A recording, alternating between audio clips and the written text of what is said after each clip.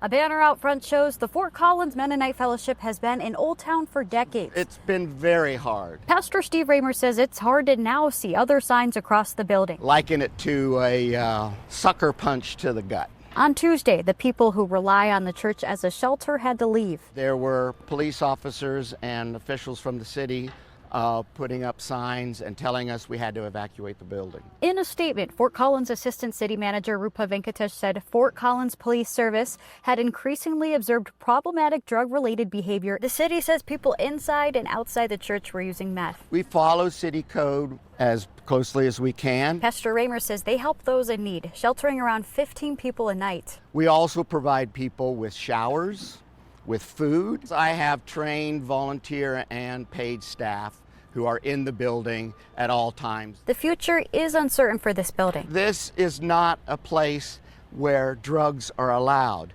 We hate drugs, and that's why we want to get people off of drugs. This pastor hopes they can stay a church.